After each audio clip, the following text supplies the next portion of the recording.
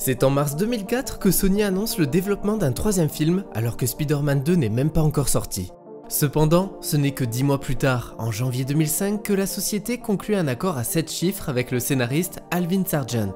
Mais avant cela, Sam Raimi et son frère Ivan se sont lancés dans l'écriture d'un premier traitement. Un traitement qui explore le côté sombre de Peter Parker. L'idée est d'utiliser ce troisième opus pour montrer qu'un super-héros peut aussi avoir des aspects négatifs. La leçon la plus cruciale que Peter doit assimiler en ce moment est que le concept de lui en tant que vengeur ou héros, arborant fièrement son costume rouge et bleu, tout en traquant chaque criminel pour les amener devant la justice, est en réalité une tentative de rédemption pour la culpabilité qui le ronge depuis la mort de son oncle Ben. Dans son esprit, il se perçoit comme un héros sans faille, combattant le mal, mais il est temps pour lui de comprendre que la vie est bien plus nuancée. Il n'est pas au-dessus de ces individus et il est essentiel qu'il embrasse une vision plus complexe de son rôle dans le monde. Le thème principal des 3 films a toujours été la profondeur. La richesse des personnages et la façon dont leurs vies sont liées. L'amour qu'éprouve Peter pour Mary Jane Watson et son amitié avec Harry Osborn constituent depuis le début l'aspect le plus riche de nos histoires.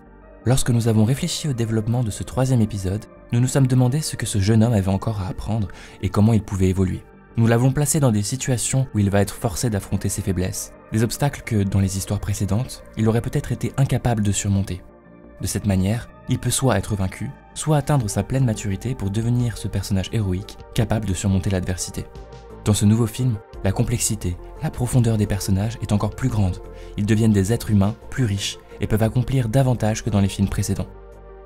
Pour aborder ces nouveaux thèmes, le metteur en scène pense rapidement à incorporer William Baker alias l'Homme Sable, qu'il trouve visuellement fascinant.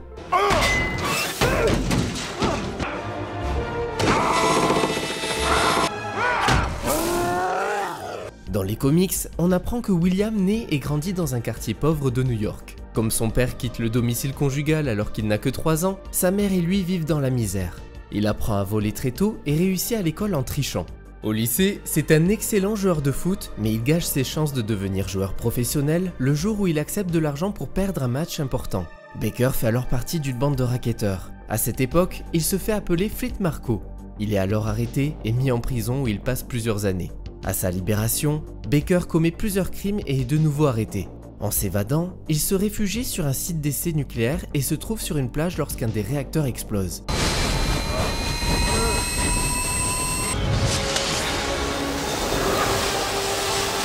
Il est irradié. Il se réveille et constate qu'il peut transformer son corps en sable. L'Homme Sable est né. Toutes les tentatives des forces de police pour secourir l'otage ont été littéralement balayées par l'Homme Sable. Cependant, dans leur scénario, les frères Raimi créent un rebondissement qui le relie directement à Spider-Man. On découvre que c'est lui qui a tué l'oncle Ben dans le premier film. Mais de quoi est-ce que vous parlez? C'est lui, l'homme qui a tué votre mari. Il s'appelle Flint Marco. Quand j'ai imaginé l'Homme Sable, je me suis dit que cette fois, j'étais allé trop loin. Je me suis demandé si quelqu'un accepterait un personnage capable de transformer son corps en sable pour passer sous une porte, puis de le rendre si solide qu'il pourrait utiliser sa main comme une massue pour renverser un mur. Et maintenant, il va apparaître dans un film. C'est tout simplement incroyable. Et il ne sera pas le seul antagoniste du film. Harry Osborn fait également son retour dans cette première ébauche, déterminé à venger la mort de son père.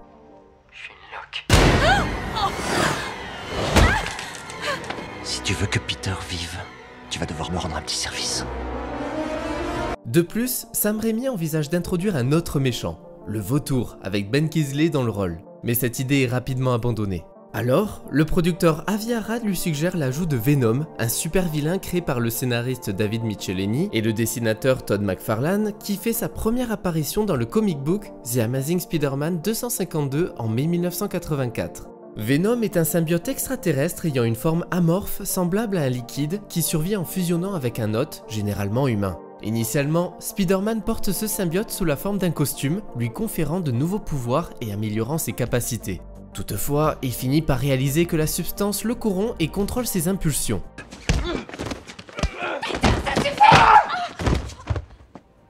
Après s'être débarrassé du symbiote, ce dernier trouve un nouvel hôte en la personne d'Eddie Brock, un journaliste animé par une profonde haine envers Peter Parker. Je suis venu en toute humilité.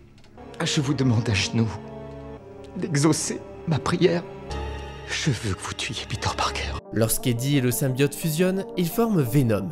Il possède des pouvoirs similaires à ceux de Spider-Man tels que la force surhumaine, l'agilité, la capacité de grimper au mur et la génération de toiles organiques. Derrière toi! Salut Parker. Ouh, mon sens d'araignée s'affole. Néanmoins, Sam Raimi n'est pas très enthousiaste à l'idée d'intégrer un méchant dépourvu d'humanité. Avi Arad insiste pour que Venom soit inclus dans ce troisième volet, soulignant que cela ravirait les fans. Les bandes dessinées Marvel nous ont offert une pléthore de méchants mémorables, en particulier dans l'univers de Spider-Man. Les talentueux artistes et écrivains de chez Marvel ont créé de nombreux personnages fascinants et ont produit des illustrations magnifiques. Le choix de ces personnages a été une tâche des plus délicates. Mais ce n'est pas tout. Les producteurs ont également suggéré l'introduction du personnage de Gwen Stacy afin de créer un autre triangle amoureux. Salut Peter. Bonsoir, Gwen Stacy. Gwen est ma partenaire de labo au cours du professeur Connors. Si tu as pris une photo de moi quand j'embrasse Spider-Man, tu peux me l'amener en cours? Mais avec autant d'ajouts, l'auteur Alvin Sargent a rapidement constaté que son scénario devenait si complexe qu'il a brièvement envisagé de le diviser en 2 films, avant de finalement abandonner cette idée. Il boucle son script dans les temps, mais avec la sensation d'avoir une histoire trop chargée. Côté casting, Tobey Maguire, Kirsten Dunst, Rosemary Harris et James Franco sont de retour et accueillent les petits nouveaux tels que Thomas Hayden Church dans le rôle de Flint Marko, Topher Grace dans le rôle d'Eddie Brock et Bryce Dallas Howard dans le rôle de Gwen Stacy. On retrouve également Bruce Campbell qui avait déjà fait une apparition dans le premier film en tant qu'organisateur de combats de catch. Comment tu t'appelles? L'araignée humaine. L'araignée humaine, c'est ça? T'as rien de mieux au magasin? Et dans le deuxième en tant que portier. Mademoiselle Watson est une de mes amies, elle m'a demandé de venir. Mais pas de venir en retard. Cette fois-ci, il a un rôle un peu plus important, celui du maître d'hôtel français. Bonsoir. Le monsieur attire une réservation? Oui. J.K. Simmons a également le droit à plus de scènes pour notre plus grand plaisir. C'est l'heure de vos pilules. Pas celle-là. Pas celle-là. Avec un grand verre d'eau. Le tournage de Spider-Man 3 a débuté le 16 janvier 2006 et s'est achevé en juillet. L'équipe a travaillé à Los Angeles jusqu'au 19 mai. Au printemps de cette même année, elle s'est délocalisée vers Cleveland en réponse à l'offre de la commission cinématographique de Cleveland qui leur avait gracieusement mis à disposition un espace de production au sein du centre des congrès de la ville. Ainsi, ils ont pu capturer la mémorable bataille entre Spider-Man et l'Homme-Sable dans la voiture blindée.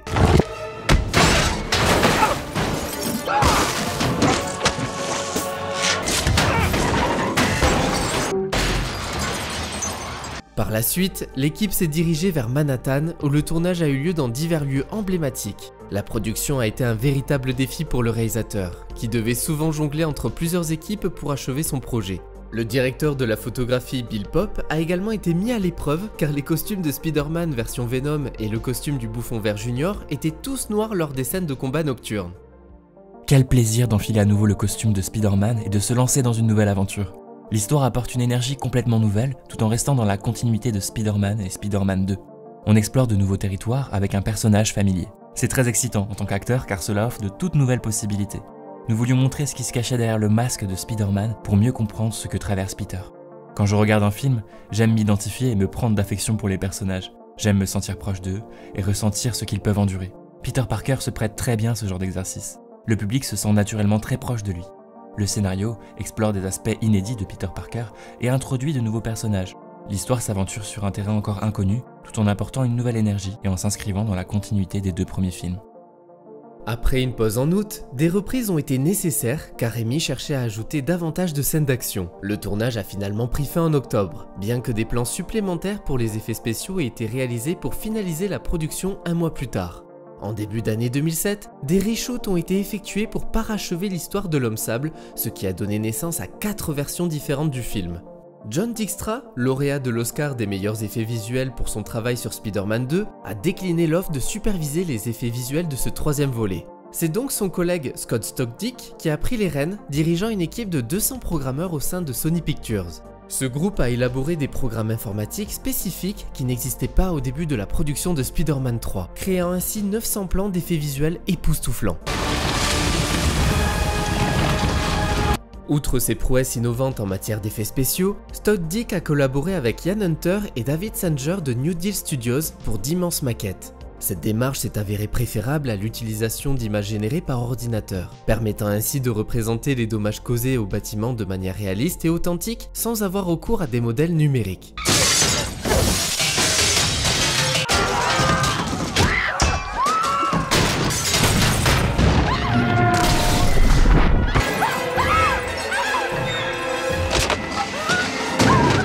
Pour reproduire de manière convaincante l'effet du sable sur le super vilain, des expériences ont été menées avec 12 types de sable, incluant des éclaboussures, des lancers sur des cascadeurs et des versements sur des rebords. Les résultats ont ensuite été recréés à l'aide d'effets visuels par ordinateur pour donner vie à l'homme sable.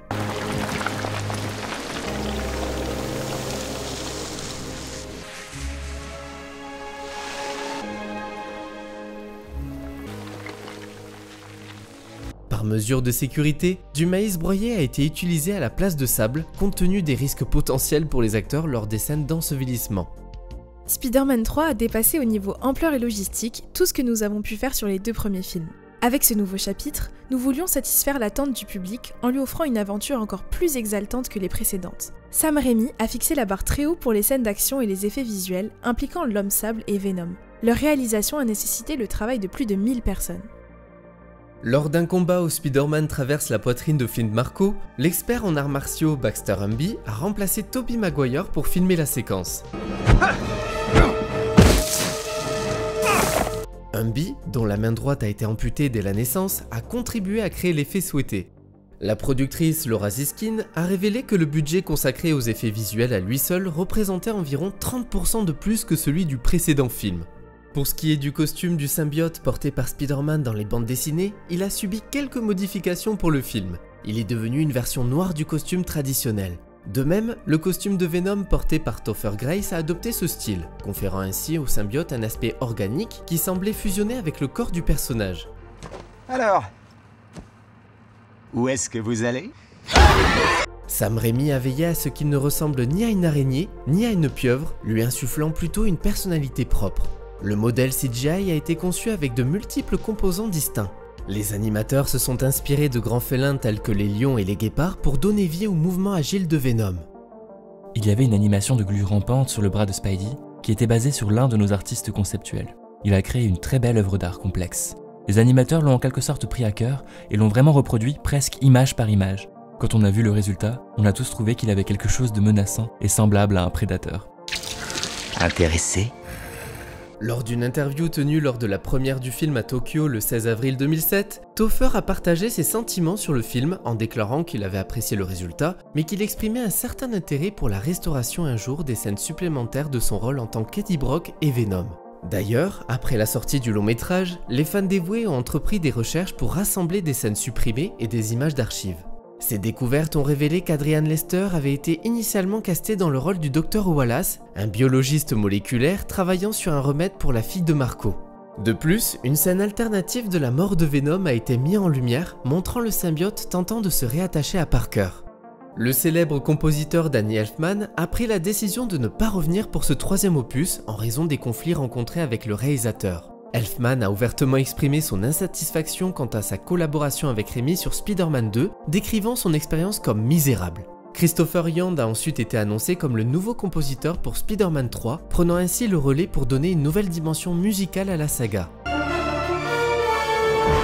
Spider-Man 3 a fait ses débuts aux États-Unis le 4 mai 2007 dans 4253 salles, établissant un record à l'époque en termes de nombre de salles. Cependant, ce record a été par la suite surpassé par Pirates des Caraïbes jusqu'au bout du monde, qui a été projeté dans 4362 salles aux États-Unis. Le long métrage a enregistré un impressionnant succès au box-office avec des recettes atteignant les 336 millions de dollars en Amérique du Nord. Quant au box-office mondial, il atteint les 895 millions de dollars. Cette performance a propulsé Spider-Man 3 au rang du troisième film le plus rentable de l'année 2007, en plus d'en faire le film le plus lucratif de la trilogie Spider-Man réalisée par Sam Raimi. L'œuvre a également établi un record mondial en une seule journée, avec des recettes de 104 millions de dollars le premier vendredi de sa sortie, puis a battu à nouveau son propre record le samedi, cette fois-ci avec des recettes de 117 millions de dollars. Par contre, au niveau des critiques, c'est plutôt mitigé. Généralement, les professionnels pointent du doigt le rythme en dents de scie et estiment que Sam Raimi a dépassé les limites en autorisant autant de méchants. Du côté du public, même si les retours sont plus positifs, les fans de Venom sont particulièrement déçus. Il est intéressant de noter que Sam Raimi lui-même a qualifié plus tard son film d'horrible lors d'une interview en 2014. De plus, en 2018, Avi Arad a pris la responsabilité d'avoir poussé le metteur en scène à inclure Venom dans le film, reconnaissant que le résultat final avait déçu de nombreuses personnes. Malgré ça, le film a gagné en popularité sur les réseaux sociaux et a fait l'objet d'une réévaluation positive de la part des fans depuis quelques années. La transformation de la personnalité de Peter Parker sous l'influence du symbiote a donné naissance à de nombreux mèmes et à des surnoms tels que Bully Maguire ou Emo Peter Parker. Ces éléments ont contribué à accroître la notoriété du film et à susciter l'engouement des fans, montrant que certaines scènes ou aspects du film ont trouvé un public plus large et une nouvelle appréciation au fil du temps. Sam Raimi assume ses références shakespeariennes. Comme dans tout troisième acte qui se respecte, les coups de théâtre sont légion. Trahison, remords, révélation se bousculent au portillon pour servir les deux grands thèmes de cet épisode, la soif de vengeance et la schizophrénie. Le désir de revanche, tout d'abord, Harry veut faire payer à Peter d'avoir tué son père. Peter découvre qui est le véritable assassin de son oncle et va s'attacher à le poursuivre sans relâche. Mary Jane se venge du manque d'attention de Peter à son égard dans les bras de Harry. Eddie Brock, photographe concurrent de Peter, est bien décidé à lui régler son compte. Si le besoin de vengeance de certains personnages sous-tendait déjà le récit du deuxième épisode, il les contamine ici presque tous, au point d'en devenir un à part entière. Cette forme extraterrestre, noire et visqueuse qui tombe du ciel et s'accroche à la mobilette de Peter Parker n'est autre que la personnification de ce mal qui ronge notre héros et l'entraînera définitivement, de la façon la plus violente qui soit, dans l'âge adulte. Peter a beau lutter, c'est par Spider-Man que la haine insidieuse s'empare de lui. La forme noire atteint le costume de l'homme araignée qui, ainsi, métamorphosé, se laisse aller à ses bas instincts. Puisque son héros se lâche, Sam Raimi en fait logiquement de même. À l'instant où Peter Parker pète littéralement les plombs, le cinéaste malmène sa machine bien huilée et lui fait emprunter des détours peu communs dans des productions de ce genre. Entre un décrochage parodique façon Austin Powers, un passage burlesque pur avec le génial Bruce Campbell dans le rôle d'un serveur français et une scène de comédie musicale totalement inattendue, Raimi et Maguire, visiblement ravis de faire du hors-piste, s'amusent comme deux sales gosses qui, le temps de quelques minutes, joueraient à tout casser. Quand le film plus conventionnel reprend ses droits, quand le Spider-Man 3 tant attendu redevient plus fréquentable, le sentiment est merveilleux. Chez Sam Raimi, tout est possible, tout peut arriver. Et pour ma part, Spider-Man 3 est tout simplement mon épisode préféré. Bien sûr, je suis conscient de tous ses défauts, mais entre ces scènes d'action généreuses, la tension permanente et cette ambiance sombre par rapport aux épisodes précédents, je ne peux m'empêcher d'avoir un petit coup de cœur pour celui-ci. Encore une fois, Sam Raimi maîtrise parfaitement l'art de la mise en scène, créant des combats aériens dynamiques et palpitants entre Spider-Man et ses ennemis.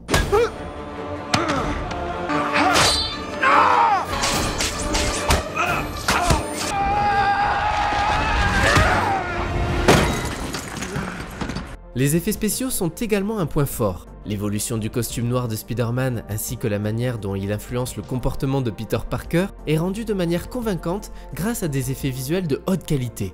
De plus, les transformations de l'Homme-Sable et de Venom sont impressionnantes et confèrent au personnage une apparence terrifiante et réaliste. La fusion du symbiote avec Eddie Brock donne naissance à un être redoutable et terriblement menaçant. Bien que certains puristes puissent avoir des réserves sur cette incarnation du personnage, il apporte malgré tout quelque chose d'inédit à l'univers de Spider-Man. L'Homme-Sable est également un ajout inoubliable à la galerie des méchants de notre héros. Son histoire personnelle ajoute sans aucun doute de la profondeur au récit, au même niveau que le Dr Octopus. En ce qui concerne les relations entre les personnages, Spider-Man 3 continue d'explorer les thèmes de l'amour, de l'amitié et des sacrifices. L'évolution entre Peter Parker, Mary Jane et Harry Osborn ajoute encore une fois une dimension émotionnelle. Les dilemmes moraux auxquels sont confrontés les personnages les rendent plus humains que jamais. Bref, cette critique est loin d'être originale. Je peux bien sûr revenir sur les moments cultes où Peter devient dark, mais tout a déjà été dit. Oui, ce moment est ridicule, mais c'est fait exprès, c'est clairement du second degré, et ça a fonctionné sur moi. Le plus gros reproche que je peux faire à ce long métrage, c'est bien évidemment sa surenchère. Il nous raconte trop d'histoires en très peu de temps.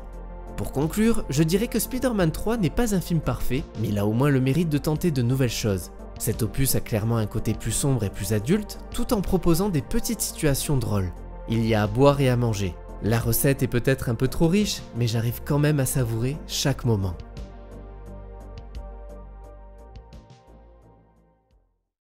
Et voilà, c'est tout pour Spider-Man 3. J'espère que vous avez passé un bon moment, et on se retrouve très vite pour de nouvelles rétrospectives. En attendant, n'oubliez pas de commenter, liker et à vous abonner.